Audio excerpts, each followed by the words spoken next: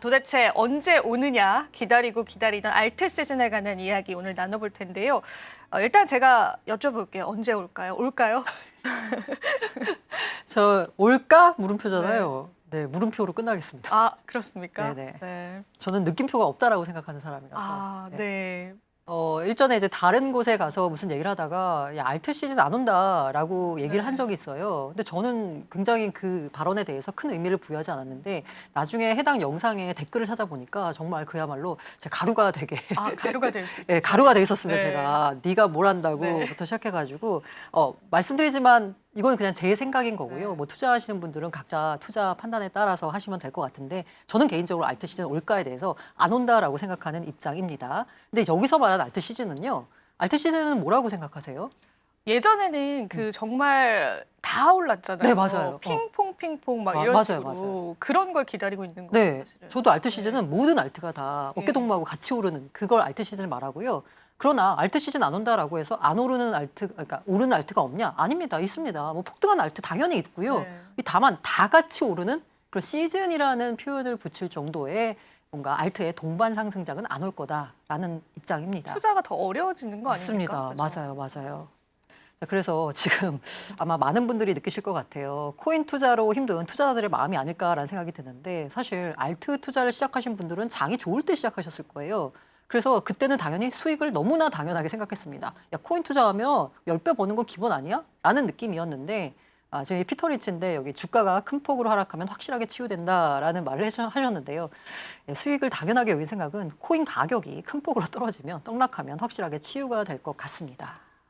자, 비트코인 차트 한번 볼게요. 이게 보자면 우리가 17년 말에 막 2천만 원 넘었다 이러고 난리가 났을 때 국내에서 그리고 가격이 막 800만 원, 600만 원 떨어지고 나니까 와, 도대체 그 2천만 원 언제 오는 거야?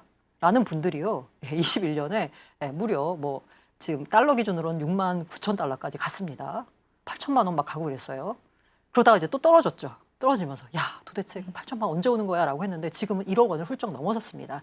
달러 기준 차트인데 비트 차트를 보면 물린 분들이 거의 없어요. 약간 그때 트럼프 취임 즈음에 그때 한 10만 달러 넘을 때 사셨던 분들. 그런 분들만. 그런 분들만 조금 있고 제가 보기에 그런 분들은 물 타지 않았나라는 생각이 들어서 네. 물을 타셨으면 평단가 기준으로 보자면 수익을 보셨을 것 같아요.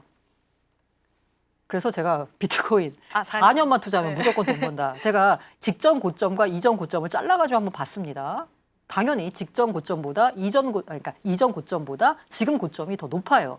지금 제가 4년을 제가 자른 거거든요. 당연히 21년 11월에 기록했던 고점보다 높은데 지금 현재로 보자면 앞서 말씀드린 대로 트럼프 취임일 직전 10만 달러 넘을 때 사셨던 분들, 요분들 긍정적인 부분이라고 해야 될까요? 말씀드리면 4년만 기다리시면 됩니다. 4년만 기다리면 돼요. 근데 제가 보기에 4년 기다릴 필요 없을 것 같아요. 연내 10만 달러는 돌파하지 않을까라고 충분히 예상해 봅니다. 왜냐? 비트코인은 앞서 보여드렸던 지난 시간에 이제 디지털 금이기 때문에요. 근데 디지털 금인데 금의 사이클은 9년, 10년, 막 조정기 20년 거치고 이러잖아요. 근데 비트코인은 다행이라면 사이클이 4년이다. 지금 현재는. 그리고 이 사이클이 좀 더 빨라지는 뭐 경향도 있다라는 얘기도 나오고 있어요. 어쨌든 금보다는 사이클이 더 짧게 진행되고 있어서요. 혹시라도 물려 계신 분들이라면 금처럼 오래 기다리지 않으셔도 됩니다. 네. 그런데 이제 문제는 바로 이제 알트코인입니다. 알트코인이죠. 이게 그 비트코인 도미넌스 차트입니다. 그 전체 크립토 시장, 코인 시장에서 비트코인이 차지하는 비중을 표현한 건데요.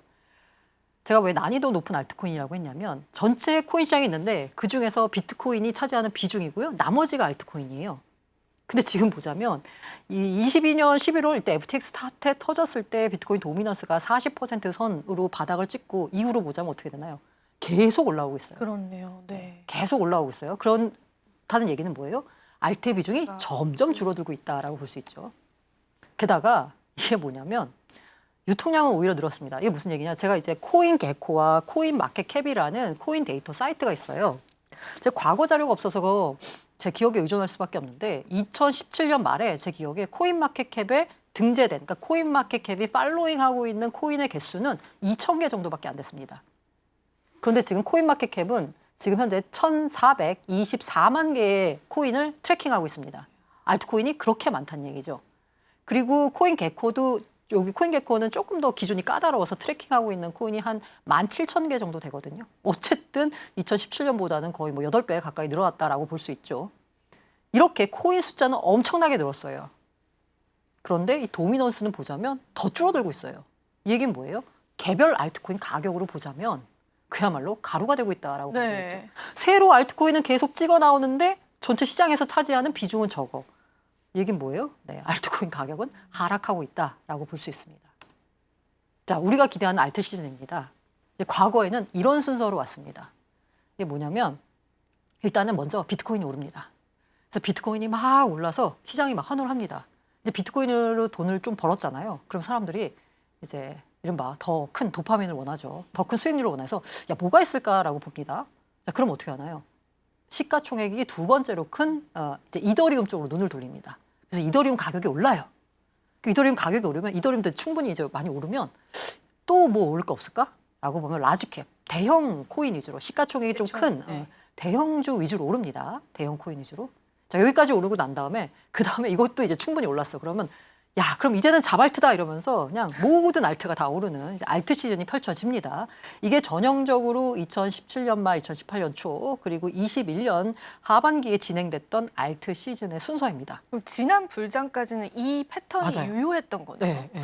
이번엔 바뀌었습니까? 확실하게? 이번엔 바뀐 게 바로 이겁니다. 이더리움 도미넌스 차트입니다. 전체 시장에서, 전체 코인 시장에서 이더리움이 차지하는 비중인데요. 우리가 그 환호했던 2017년 말 2018년 요때 보자면 이더리움 도미넌스가 무려 30%를 웃돌던 적도 있었어요. 그래도 어쨌든 이더리움은 대충 한 20% 이상의 도미넌스를 자랑하고 있었습니다. 그런데 이제 불황일 때는, 시장이 안 좋을 때는 그냥 그 원래 비트가 뭐 1% 빠지면 알트는 뭐 10% 빠지는 이런 장이잖아요. 그러니까 18년 하반기 그리고 19년에 시장이 안 좋았을 때는 이더리움 가격이 비트코인보다 더 많이 빠져서 이 도미넌스 자체가 10%대로 내려왔어요. 그러고 있다가 보시면 아시겠죠. 이제 불량이 시작되니까 이더리움 도미넌스가 높아지죠. 이더리움 가격이 오른다라고 볼 수 있죠. 그러면서 21년 11월 이 비트코인 가격이 정점을 찍었을 때 이때 이더리움 도미넌스 역시 22%로 고점을 찍었습니다. 자, 이후에 보자면요. 계속 도미넌스가 하락하고 있어요. 더 안 좋은 게 뭐냐면 지금 현재 도미넌스가 7%대예요. 이게 심각하죠. 이건 최저점 아니에요? 거의 최저점입니다. 그쵸? 거의 최저점. 네. 네. 이러다 보니까 이제 심각하다라는 거 볼 수 있죠. 이제 다시 한번 말씀드리지만 이거는 이제 가격이 아니고 도미넌스인데 네. 이 이더리움 같은 경우에는 인플레이션 화폐입니다. 계속 발행이 돼요. 그쵸. 유통량은 증가하는데 오히려 도미넌스는 작아졌다는 얘기는 뭐예요? 가격은 더 떨어졌다라고 볼 수 있죠.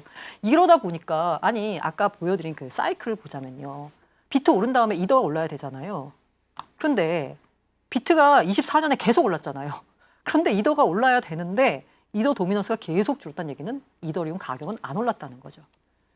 자, 네, 네. 말씀해 주세요. 이건 네. 이제 가격입니다. 가격. 네.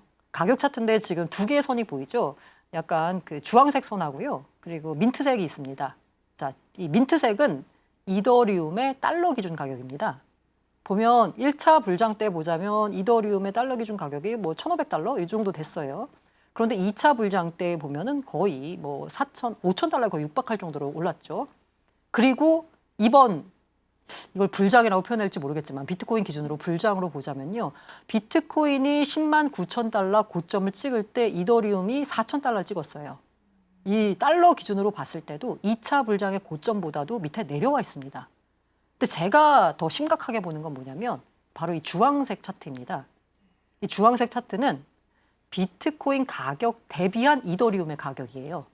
이거 사토시 차트라고도 이제 부르는데 보시면 이 주황색 기준으로 보자면 2차 불장 때의 고점이 1차 불장 때의 고점을 넘어서지 못했습니다. 이 얘기는 뭐예요? 이더가 오르긴 올랐는데 불장이라고 비트 대비 적게 올랐다는 거예요. 그리고 지금 3차 불장이라고 표현할 수 있을지 모르겠지만 어쨌든 3차 불장이라고 하는 지금 마지막 세 번째 동그라미를 보자면 이게 뭐 주황색으로 보자면 이게 오른 것도 아니고 그냥 오른 계속 것도 아니네요. 지속적으로 떨어지고 있습니다. 네. 그러니까 불장이 지날수록 가격은 떨어지고 있습니다. 일단 이더리움의 상황이 이래요.